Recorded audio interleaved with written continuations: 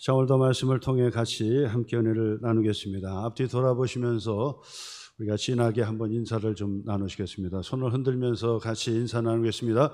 환영합니다. 주 안에서 사랑합니다. 그리고 축복합니다. 자, 오늘도 말씀을 통해서 같이 함께 하나님의 말씀을 통해 은혜를 나누도록 하겠습니다. 요한복음 19장의 말씀은 이제 예수님의 십자가 고난의 사건을 우리에게 가르쳐 주시는 말씀이 됩니다. 예수님께서 30세에 공생애를 시작하시고 그 공생애 기간이 3년 정도 되었다고 합니다.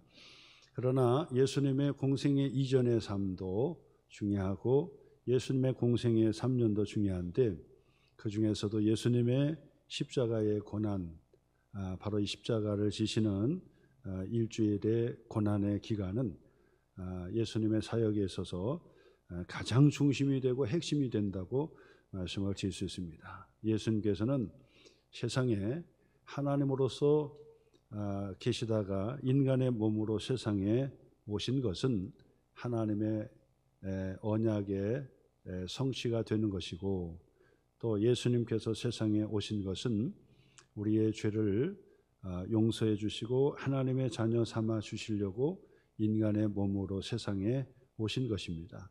그리고 예수님의 이 3년의 공생의 기간 동안 하나님의 나라의 삶의 양식, 천국에 대한 소망을 우리에게 가르쳐 주시다가 이 십자가를 지신 것은 바로 우리의 죄를 용서해 주시고 하나님의 거룩한 자녀 삼아 주시기 위한 것이었고, 십자가에 죽으신 목적도 하나님의 극진한 사랑으로 우리의 죄를 대신 지게 하시고 우리의 죄를 용서해 주시기 위한 것이었다. 그래서 예수님의 십자가에 죽으시는 바로 이 사역은 예수님의 사역에 있어서 가장 중요한 사역입니다. 예수님께서 죽으신 거예요. 하나님이신 예수님께서 인간의 몸을 오셔서 바로 나의 죄를 대신하여 십자가에 죽으신 것, 이것이 복음이에요. 복된 소식이다. 기쁨의 소식이다. 왜 그렇습니까? 우리의 죄를 용서해 주시는 것이기 때문에. 아니, 우리의 죄가 그렇게 중요합니까? 그렇습니다. 죄는 반드시 죽는 것입니다. 죄의 삭은 사망이라 그랬습니다. 죄가 용서되지 않으면 우리는 영원한 죽음으로 끝장이 나는 것입니다. 근데 죄를 용서해 주심으로 우리가 영원한 생명을 얻게 하는 것이고, 주시는 것이고, 그리고 천국의 삶을 우리에게 주시는 것입니다. 그래서 하나님이신 예수님이 인간의 몸을 입으시고 세상에 오셔서 나의 죄를 다 대신 지시고 십자가에 죽으신 것이에요. 그러므로 우리는 예수의 십자가의 보혈로 죄사함을 받고 하나님의 자녀가 되는 것입니다. 제가 주일학교 때부터 신앙생활하고 주일학교도 다니고 학생부도 다니고 그렇게 잘 다니지는 않았지만은 그렇게 교회 생활, 신앙생활 했는데 그때까지도 잘 깨닫지 못했어요. 찬양도 힘차게 부르고 또 성경 공부도 하고 예배에 참석해서 설교도 듣고 그랬는데도 잘 깨닫지 못했던 것이 한 가지가 있었는데, 그것은 바로 예수님이 십자가에 피 흘려 죽으셨다라고 하는 이야기였습니다. 그런데 그것이 나중에 이것이 깊이 깨닫게 됐을 때는 바로 하나님이신 예수님이 십자가에 죽으셨다.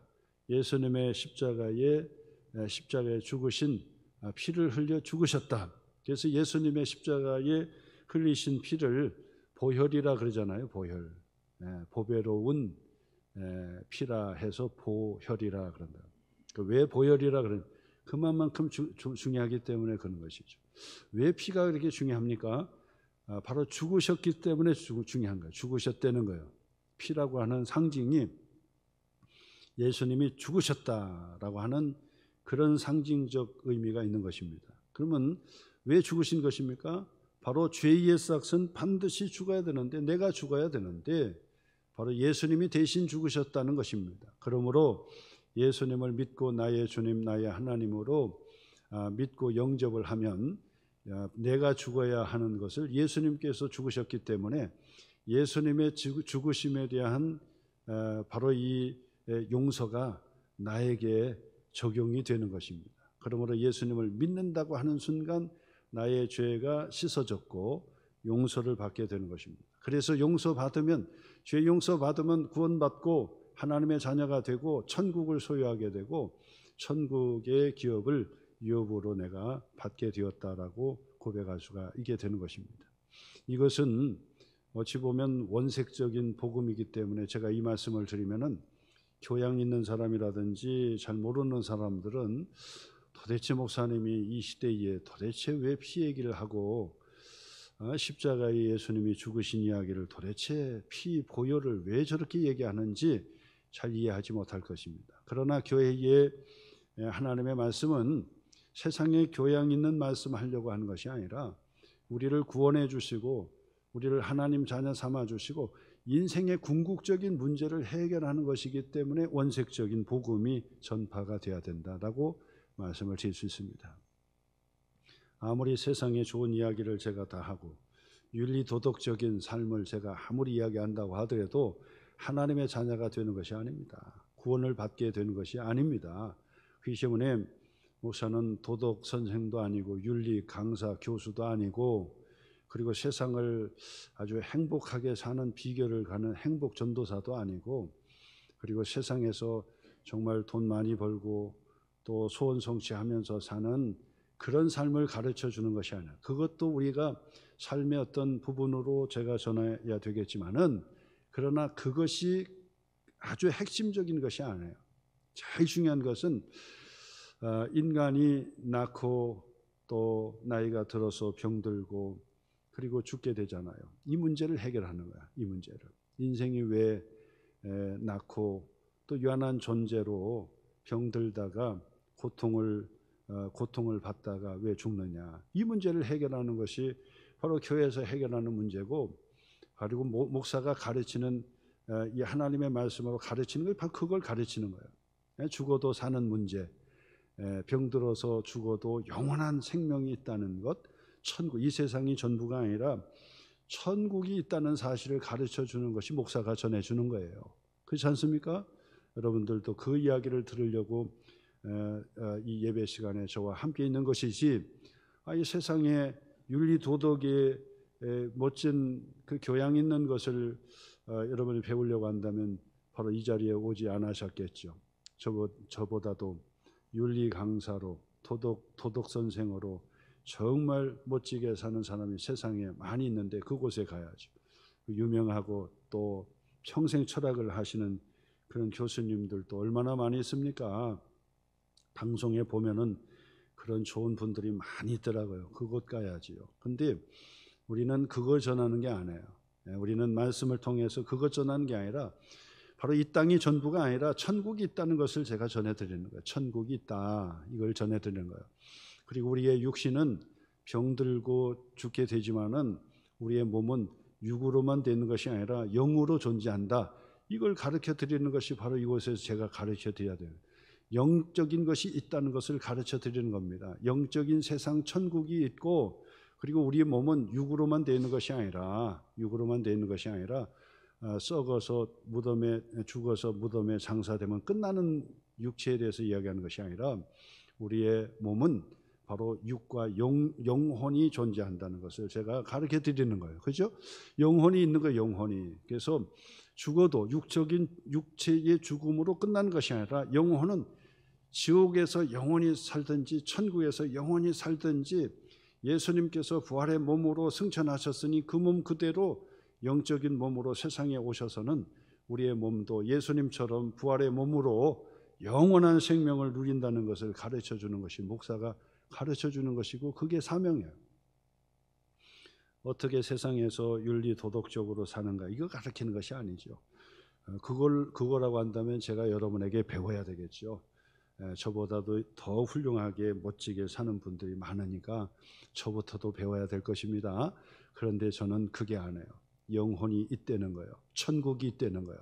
그렇기 때문에 그 천국을 소망하라고 하는 것입니다. 그렇기 때문에 오늘 예수님의 지금까지의 치료해 주시고 좋은 말씀 해 주시고 이것으로 끝나는 것이 아니라 예수님이 인간의 몸으로 세상에 오신 궁극적인 목적, 최고의 목적이에요. 요거 빠지면 다 끝나는 거예요. 요거 못 배우면은 여러분 성경에서 뭘 배우겠습니까?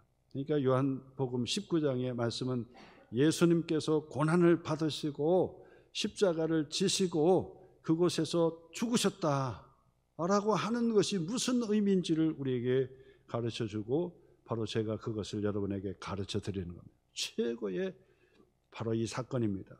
교회의 탄생도 바로 여기서부터 시작이 되고 우리의 예배의 삶도 여기서부터 출발이 되는 것이고 우리가 기뻐하면서 세상 속에서 고난 가운데 기도하면서 사는 목적도 여기에 달려 있는 거예요. 예수님께서 십자가에 죽으셨다가 3일 만에 부활하셨다는 것을 제가 가르쳐 드리면서 그것을 믿으라는 거예요. 예수님을 믿으시기를 바랍니다. 예수님께서 나의 모든 약한 지옥으로 갈 수밖에 없는 이 죄 문제를 예수님께서 홀로 십자가에서 죽으심으로 해결해 주셨다는 거예요. 그래서 예수님의 십자가의 보혈이 나의 죄를 용서해 주시고 하나님 자녀 삼아 주시고 이것이 구원이고 죽었다 사는 영생의 길이고 무덤에 육체가 썩어서 장사돼서 그 무덤 땅에 묻지만은 그러나 주님이 다시 오시는 그날 부활하신 예수님처럼 우리는 살아서 영원한 천국에서 영원한 삶을 누리게 된다는 것을 제가 가르쳐드립니다. 제가 이것을 분명히 가르쳐드리지 않으면은 제가 선포하지 않으면 제가 주님 앞에 가가지고 욕을 먹게 돼요. 욕이 아니라 이거는 완전히 하나님 앞에 심판도 받을 수 있겠죠. 왜냐하면 그걸 전하라고 목사 세워졌는데 엉뚱한 얘기하다가 인생 끝나고 사명 마치면 안 됩니다. 그래서 제가 사명을 다 마칠 때까지 여러분에게 반드시 제가 해야 될 말씀은 바로 이 복음 얘기예요. 여러분 죽어도 사는 얘기입니다. 여러분 영원한 생명을 누리는 이야기입니다. 바로 이 예수님께서 세상에 오신 것은 바로 여러분의 죄를 용서해 주시고 영생하도록 축복을 주시기 위함이었다는 것입니다. 죽어도 사는 문제입니다. 전에도 늘 몇 번씩 제가 말씀드리지만은 어떤 분이 아주 공부도 많이 하는 교수님, 박사학위를 받은 교수님이에요. 저에게 목사님 조금 자신감 있게 저에게 좀 자랑하려고 말하는 거죠. 목사님 제가요 성경을 한 5번 읽었습니다. 자랑 삼아서 하는 거예요. 제가 목사로서 성경 읽었다 그러니까 칭찬도 해줘야죠. 잘하셨습니다. 성경 어려운 책인데 잘 읽으셨습니다. 그래 얘기합니다. 자 그러면 그 다음에 제가 묻습니다. 성경 보시니까 무슨 글이 써져 있습니까? 성경 보시니까 어떻습니까? 물어요. 그분은 성경은 5번 봤는데 교회를 안 나와요. 교회를 나오질 않아요. 그러니까 제가 물을 수밖에 없죠. 성경 보니까 뭐라고 써 있습니까? 좋은 말 써 있습니다. 무슨 좋은 말이 써 있습니까? 왼뺨을 치면 오른뺨을 돌려대고 오리를 가자는 자에게 심리까지 가지고 용서해주고 사랑해주고 얼마나 좋아요. 그런 말씀들이 참 좋은 말씀이고 역시 4대 성인 중에 하나입니다. 그러면서 이 성경 읽은 것을 목사 앞에서 자랑하는 거예요. 제가 듣다가 딱 부러지게 한마디 해드려야 되겠죠. 그냥 지나가면 안 돼요. 제가 그런 얘기합니다. 교수님 공부를 많이 해서 다른 분들은 성경도 잘 못 읽는데 성경을 읽으시니까 잘하셨습니다. 그런데 한 가지 아쉬운 게 있는데 교수님은 성경은 못 읽은 겁니다. 그래서 성경을 잘 못 읽은 겁니다. 깜짝 놀라 눈이 동그래져. 그게 무슨 말입니까? 아닙니다. 성경 다시 읽으셔야 되겠습니다. 예수님의 그 말씀이 좋은 말만 써 있는 게 아니라 이것은 우리에게 결단할 수밖에 없는 그런 인생에 정말 결단할 수밖에 없는 그런 예수님의 그 말씀도 있는데 왜 그것을 놓치셨습니까? 눈이 번쩍 뜨이든지 아니면은 큰 충격을 받으셔야 되는데 그게 무슨 말입니까? 예수님께서 말씀하셨지요. 예수님께서 말씀하셨습니다. 나사로가 죽었을 때 다들 슬퍼하고 절망하고 있을 때 그 마르다와 마리아에게 예수님께서 말씀하시고 모든 이들에게 보여주는 말씀, 증거하신 말씀이죠. 나를 믿는 자는 나는 부활이요 생명이니 나를 믿는 자는 죽어도 산다. 아니 이 말씀을 하시고 나사로를 살려주셨는데 아니 그 말씀 그냥 넘어갈 수 있습니까? 그 본문 그냥 넘어갈 수 있습니까? 아니 공부를 많이 하셔서 성경을 잘 읽으셨는데 왜 그런 말씀을 그냥 넘어갑니까? 성경을 못 읽은 겁니다. 성경을 눈 감고 읽은 겁니다. 읽지도 않은 겁니다. 다시 도전합니다. 그렇죠? 예수님께서 말씀하셨습니다. 나는 부활이요 생명이라고 말씀하셨죠. 나를 믿는 자는 죽어도 살겠다고 말씀하셨습니다. 그러니 이 말씀 앞에 우리는 결단을 해야 됩니다. 그 예수가 과연 4대 성인 중에 하나인지 아니면 미친놈인지 아니면 과대망상 증인 환자인지 둘 중에 결정해야 될 겁니다. 그래서 그 성경을 찢어버리든지 아니면 성경 붙들고 무릎 꿇고 뉴 웰레스가 고백했던 것처럼 나의 주님, 예수님은 나의 주님입니다. 나의 하나님입니다. 이렇게 고백하든지 성경을 찢어버리든지 예수가 무슨 4대 성인이야. 4대 성인 중에 예수처럼 말씀한 사람은 한 사람도 없어요. 한 사람도 없어요. 다 좋은 말했지 예수님처럼 나는 부활이요 생명이라. 아니 어떻게 이런 말씀을 할 수가 있겠습니까? 하나님이기 때문에 그 말씀 하신 것입니다. 그렇기 때문에 하나님으로 믿든지 아니면은 4대 성인으로 그렇게 고백하는 것은 그 성경 못 읽은 사람이야. 안 읽은 사람이야. 그냥 읽은 것처럼 그냥 좀 자랑 삼아서 나도 교양인이고 또 학자니까 나도 성경 읽었다 자랑하려고 하는 거지 성경 안 읽은 거지요. 성경 제대로 읽으면 어떻게 그렇게 고백할 수 있습니까? 성경은 좋은데 교회는 안 나가고 예수님을 안 믿어요. 성경은 안 읽은 겁니다. 그렇지 않습니까? 오늘 이 시간 여러분 이 자리에 오신 분들은 예수님을 4대 성인으로 믿기 때문에 좋아서 따라서 공자처럼 맹자처럼 살고 싶어서 예수님처럼 살고 싶어서는 얘기할 수가 없는 거죠. 그렇게 윤리도덕적으로 착하게 살려고 교회 다니는 것이 아닙니다. 그렇게 살려고 교회 다니는 게 아닙니다. 예수님 말씀하신 것처럼 나를 믿는 자는 죽어도 살겠고라고 하시는 그 예수님이 누구신지를 배우는 거죠. 그는 하나님이셨습니다. 인간의 몸을 입고 세상에 오셨습니다. 나의 죄를 대신하여 십자가에 대신 죽으신 것입니다. 그러므로 누구든지 나를 믿는 자는 죽어도 살 것이다. 영원한 생명입니다. 육체의 죽음으로 끝나는 것이 아니라 영생의 축복을 우리에게 주시기 위해서 세상에 오신 것입니다. 그러므로 성경에 있어서 가장 중요한 부분, 어떤 부분도 중요하지 않은 부분이 없겠지만은 오늘 성경의 마지막 예수님께서 십자가에 달리셔서 말씀하시고 죽으신 바로 그 사건이 가장 중요한 성경의 중요한 부분이라고 말씀을 드릴 수 있습니다. 자, 근데 예수님께서 십자가에 달리시고 난 이후에 바로 이 육체의 숨을 거두시기까지 예수님께서는 그 십자가에서 지치고 힘들고 머리에는 가시 면류관을 뒤집어 쓰셔가지고 이마에 피가 흘려지게 된 거예요. 그 다음에 빌라도의 법정에서는 그리고 대제사장의 법정 뜰에서도 채찍을 맞으셨어요. 그리고 고문을 당하셔가지고 온 몸에 그냥 피투성이가 되셨어요. 그뿐 아니라 예수님이 빌라도의 마지막 이제 십자가 최고의 형틀이에요. 나중에 그 형틀이 너무 잔인하기 때문에 그 형틀은 인류 역사상에 이제 사라져 버렸어요. 근데 그 형틀은 가장 잔인무도한 그 행악자에게 그 지우는 형틀이었단 말이에요. 잔인하게 죽이는 형틀이었는데 바로 예수님께서 그 십자가의 형틀에서 예수님께서 죽으신 것입니다. 예수님께서.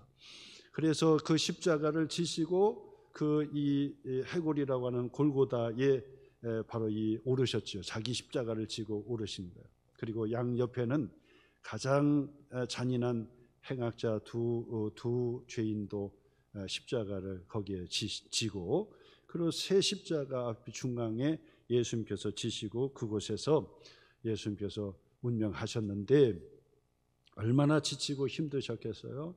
근데 그 고난 가운데 예수님께서 마지막 죽으시기까지 7마디를 하셨다라고 성경은 우리에게 가르쳐 줍니다. 7마디.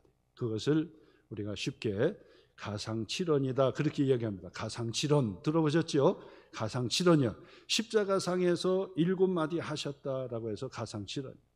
저는 이 7마디가 예수님 사역의 바로 이 핵심이고 전부라고 말씀을 드릴 수 있습니다. 그래서 제가 7마디의 가상칠언을 함께 나누면서 은혜를 나누려고 하는데 오늘은 첫 번째 예수님께서 십자가에서 첫 번째 고난 가운데 고난 가운데 예수님께서 고통 가운데 부르짖었던 첫 마디, 첫 번째 말씀을 통해서 함께 은혜를 나누려고 하는데, 누가복음 23장 읽으셨죠? 이 누가복음 23장의 34절의 말씀에 보니까 이에 예수께서 이르시되, 우리 34절의 말씀인데, 이것이 바로 예수님의 십자가상에서 첫 번째 말씀이었다. 첫 번째. 그런데 뭐라고 말씀하셨는지 한번 보겠습니다. 아버지, 아버지라고 부르짖었어요. 이 아버지는 성부 하나님 아버지를 가리키는 것이죠. 아버지요, 아버지를 부르짖었어요. 예수님께서 우리에게 기도를 가르쳐 주실 때도 바로 이 하늘에 계신 우리 아버지요라고 부르짖으라고 가르쳐 주셨던 것처럼 예수님께서도 아버지요라고 부르짖고, 겟세마네 동산에서도 마지막 기도하실 때도 아버지요 하시고 기도하신 모범을 보여주셨다 그랬지요.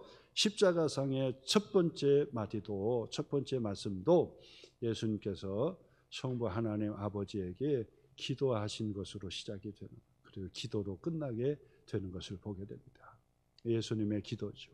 그렇기 때문에 예수님이 우리에게 가르쳐 주신 기도, 모범을 보여주신 기도처럼 우리들도 예수님처럼 기도하셔야 돼요. 어려울 때, 고난이 있을 때, 그때 가장 중요한 우리의 특권 중에 특권의 도구는 뭐냐? 기도밖에 없는 거예요. 기도. 예수님께서 기도하라 말씀하셨던 것처럼, 모범을 또 보여주셨던 것처럼 아버지라 부르짖고 기도하라. 제가 늘 기도할 때마다, 우리 소망교회 성도님들 기도할 때마다 하나님 아버지를 반드시 붙이라고 제가 그렇게 말씀을 드리고 계속 반복해 말씀하는데, 공적 기도든지 개인적 기도든지 하나님을 부르짖을 때는 반드시 아버지를 붙여라. 아버지, 하나님 아버지. 왜냐하면 최고 좋은 이름이 아버지예요. 아버지, 하나님 우리 아버지.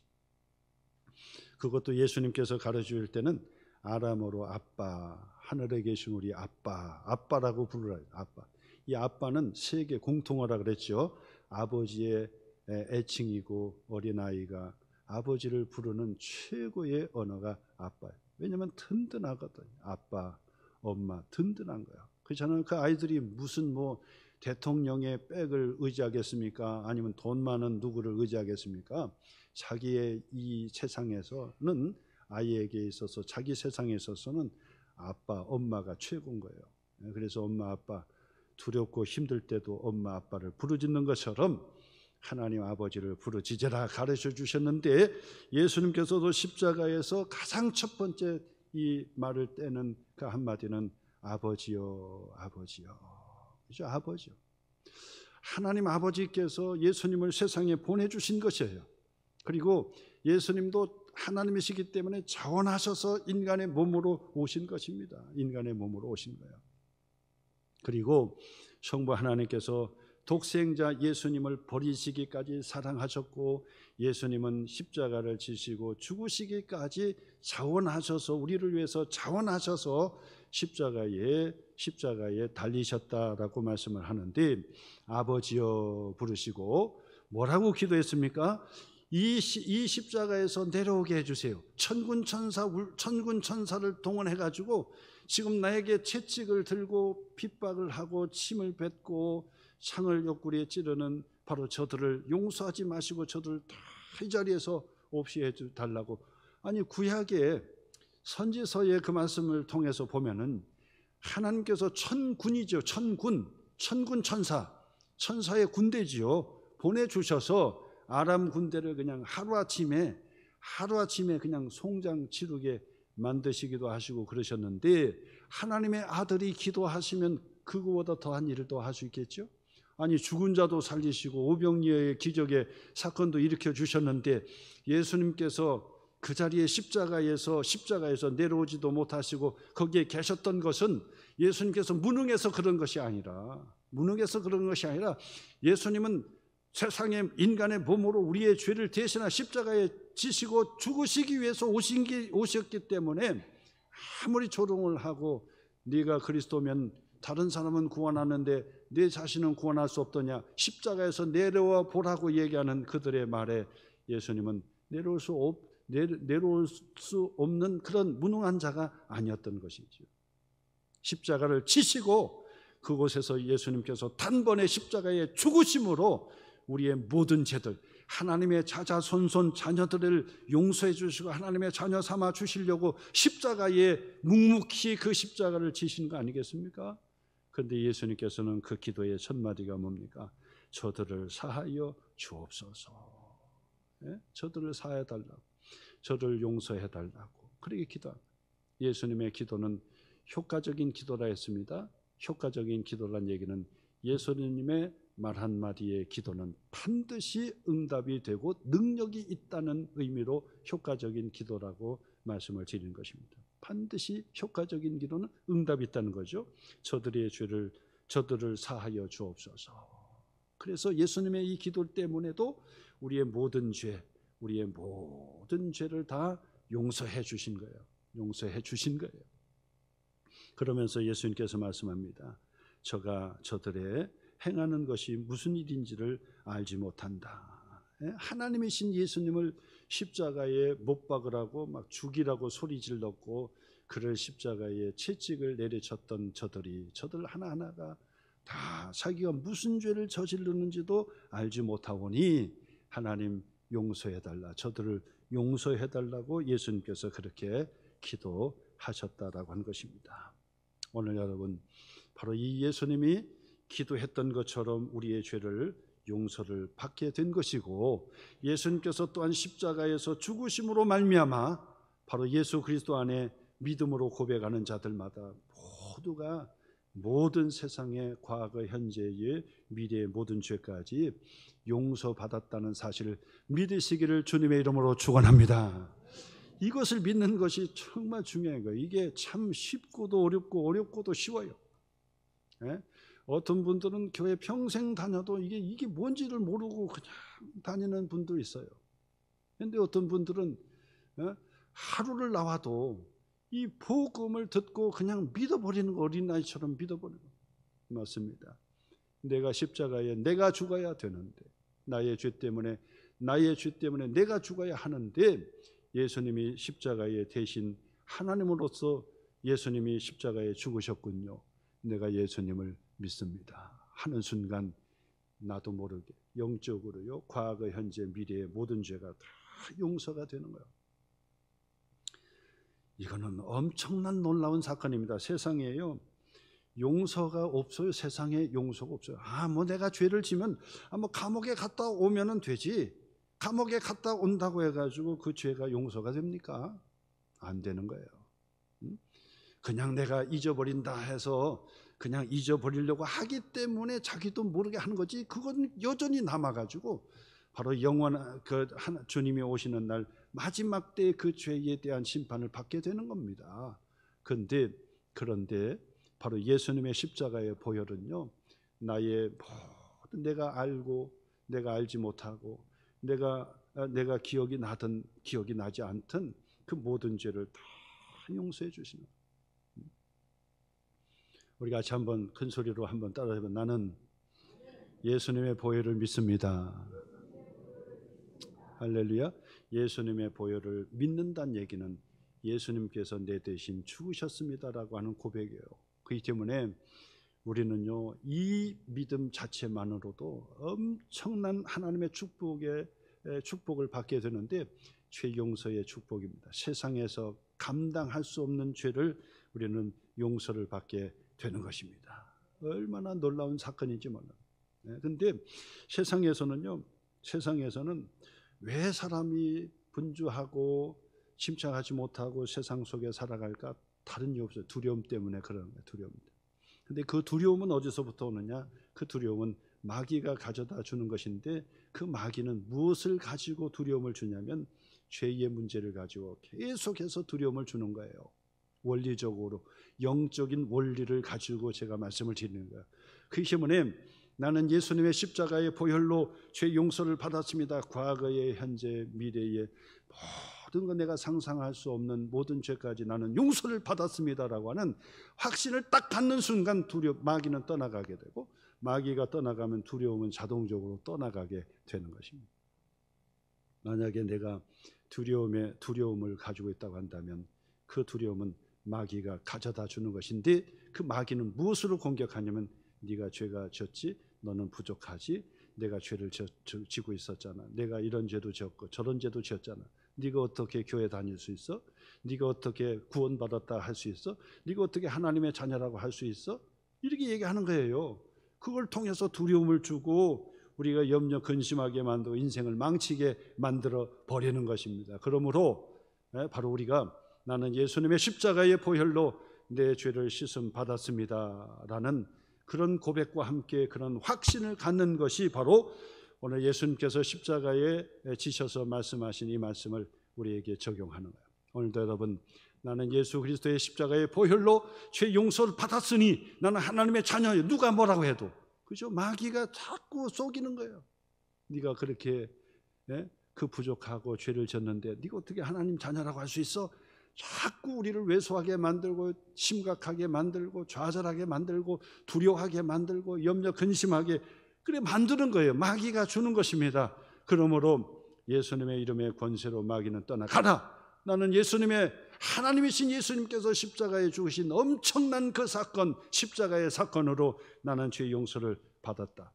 그러므로 나는 예수 그리스도 안에서 의로운 하나님의 자녀가 되었다. 나는 구원을 받았다. 나는 죽어도 천국에 갈 수 있고 천국에서 영원한 축복의 삶, 낙원에서의 축복의 삶을 내가 누릴 수 있다. 그런 마음을 가지고 딱 서는 순간 세상이요, 영원한 천국의 소망을 딱 붙들고 확신을 갖고 있잖아요. 그러면 세상에 별의별 사건이 일어나도 별 볼 일 없는 거예요. 다 그만한 것이 뭐 그렇잖아요. 죽고 사는 것이 뭐가 그렇게 대수입니까? 그렇잖아요. 세상에 막 하늘이 무너진다 하더라도 별거 아니에요. 왜? 영원히 무너지지 않은 영원한 천국에서 주님과 함께 살 텐데 뭐가 걱정이야. 그렇기 때문에 바로 그 믿음을, 확신을 가지고 있다고 한다면 두려움은요 금세 떠나가. 그 두려움은 마귀가 살살 가져다 주는 거야. 우리를 약하게 만들고 우리를 두려워하게 만들고 자꾸 약하게 만드는 것이 마귀란 말이에요. 그러므로 오늘 이 시간 예수님께서 우리의 죄를 사하여 주옵소서 기도했던, 나를 위해서 기도했던 그 기도가 효과적인 기도이기 때문에 나의 죄는 반드시 예수 그리스도 안에서 사라져 버린 거예요. 다 해결돼 버린 것입니다. 또한 예수님께서 십자가에 피를 흘려 죽으심으로 나의 모든 죄를 용서해 주신 것입니다. 그것을 확신하면 그 순간 하나님께서 성령으로 우리에게 기쁨을 막 용솟음 치도록 넣어주시는 거예요.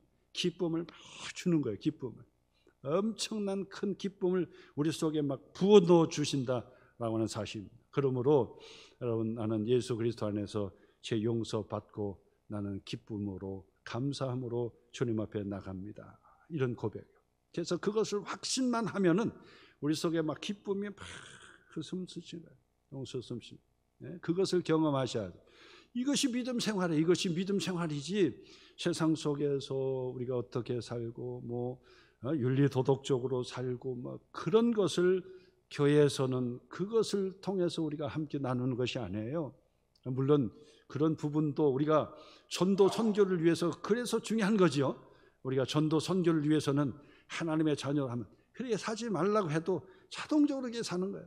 용서해 주면서 살고 나누면서 살고 베풀면서 살고 기쁨을 전하면서 살고 감사를 전하면서 살고 은혜를 나누면서 간증하면서 그냥 사는 거예요. 그래서 여러분, 우리는 예수 그리스도 안에서 항상 기뻐하고 범사에 감사 입으로도 감사. 그래서 감사도 입으로 자꾸 나는 예수 그리스도에서 기쁨이 회복이 되고 나는 예수 그리스도에서 감사가 회복이 됐다. 나는 기뻐하리라. 나는 행복하다. 나는 감사함으로 살리라 하면서 자꾸 감사를 자기 입으로 내뱉고요. 그러면서 우리의 주변에 만나는 사람마다 나는 감사합니다. 하나님의 은혜에 감사합니다. 난 감사하면서 빚진 자로 삽니다 하면서 감사와 기쁨을 자꾸 막 표현하고 막 그러잖아요. 그러면 기쁨이 배가가 되고, 배가가 뭡니까? 7배나 되고, 감사도 7배가 되어서 그렇게 살면 하나님께서 학교 생활도 기쁘게 하게 하시고, 그러면 성적도 올라가고, 직장 생활도 막 기쁘게 하고, 위에 사람이 막 혼내도 예 알겠습니다. 그리고 또 기쁘게 살고 기쁘게 일을 하면 그러면 이 성과도 더 높아지니까 옆에서도 좋아하고 사업을 해도 막 그냥 왜 안 되느냐 어렵고 힘드니까 짜증만 내면서 막 하고 밥을 할 때도 짜증을 하면서 하면 밥이 맛이 없어요. 우리 소망교회 우리 권사님들이 그 같이 막 봉사하면서 밥을 하시는데 제가 볼 때는 막 최고 맛이었어요. 이런 맛을 어디서 봅니까? 근데 왜 이런 맛이 나느냐? 기뻐서 하니까 막 기쁨으로 하니까 하나님의 기쁨의 은혜에 기뻐서 막 음식을 만들 때도 그냥 기뻐서 하니까 그게 맛있는 거예요. 똑같은 양념을 가지고도 그러는 거예요. 그렇지 않습니까? 그러니까 여러분 바로 예수님께서 우리를 위해서 기도하셔. 그 자리를 위해서도 기도해 주셨지만은 아버지여 저들의 죄를 용서하여 주옵소서. 저들이 알지 못합니다. 바로 그들도 용서해 주셨던 것처럼 바로 우리들에게도 하나님 예수님께서 하나님 아버지여 바로 저도 십자가의 고난을 대신 지시면서 우리의 죄를 알지 못하고 행하는 저들을 용서해 주시옵소서 했던 그 기도가 효과적인 기도예요. 그리고 예수님께서 십자가에 피 흘려 죽으심으로 우리의 죄를 다 용서해 주신 거예요. 받지 못할 죄가 없는 거예요. 고백하지 않기 때문에 예수님을 믿는다고 고백하지 않기 때문에 죄가 그대로 있는 것이지 예수님을 주님으로 예수님을 믿음으로 고백하는 순간 우리의 죄가 씻지 못할 죄는 없고 용서받지 못할 죄가 하나도 없다는 거예요. 예수 그리스도 안에서 우리의 모든 죄까지 과거뿐만 아니라 미래의 죄가 주님 앞에 서는 모든 죄까지도 다 용서를 받은 것입니다. 그렇기 때문에 구원의 확신을 할 수가 있는 거예요. 그것이 능력인 거예요. 그렇기 때문에 우리가 확신할 수 있는 거예요. 여러분 미래의 죄까지는 아직은 모르겠다 이러면은 그럼 우리가 어떻게 확신합니까? 근데 미래의 죄까지도 다 용서를 해 주신 거예요. 능력으로 하나님의 아들 바로 예수 그리스도의 능력으로 십자가의 피 흘림의 그 보혈의 능력으로 미래의 죄까지 다 용서해 주셨기 때문에 우리는 주님 앞에 서는 순간까지도 구원에 대한 확신을 한 것입니다. 나는 예수 그리스도 안에서 죄 용서를 받았습니다. 나는 예수 그리스도 안에서 구원을 받았습니다. 나는 예수 그리스도 안에서 자랑스러운 하나님의 자녀의 권세를 받았습니다. 그래 하나님의 자녀는 예수 그리스도 안에서 확신합니다. 구원의 확신, 죄 용서의 확신, 하나님의 자녀의 권세의 확신으로 나는 살아갑니다. 예수님의 이름으로 자꾸 기도하면 문제 해결도 받고 하나님께서 책임져 주십니다. 하나님의 능력으로 간섭해 주십니다. 역사해 주십니다. 우리의 문제를 해결해 주십니다. 그런 믿음의 확신을 가지고 여러분 사는 거예요. 그러면 마귀는요 왔다가도 그냥 도망가 버리는 거예요. 우리를 두려움을 줬다가도 도망가 버리는 거예요. 그럼 우리 속에 막 기쁨이 넘치는 겁니다. 성령께서 우리에게 기쁨을 주시고 그 기쁨으로 세상을 바라보잖아요. 그러면 세상에 두려울 것이 없는 거예요. 두려울 것이. 그러면 문제 해결되는 거예요. 문제 해결. 아니 세상에 뭐 하늘이 무너져도 뭐 옆에서 폭탄이 터져도 뭐 두려울 것이 없는데 뭐 주님이 함께 해주십니다. 주님이 우리와 함께 해주시고 주님이 나를 인도해 주십니다. 그리고 주님께서 나를 불러주시면 눈을 뜨면 천국에서 주님과 함께 영원한 생명에 들어갈 건데 뭐가 걱정입니까? 그렇죠? 살면 은혜고 죽으면 천국이라. 제가 주일학교 때 나이가 거의 70대가 가까이 되신 그 목사님인데 그때 막 이 기억이 나요. 그분이 막 찬송을 부르면서 설교를 하시면서도 뭐가 두렵냐. 예수 그리스도에 구원받은 하나님의 자녀가 뭐가 두렵냐. 세상이 무너져도 뭐가 두렵습니까?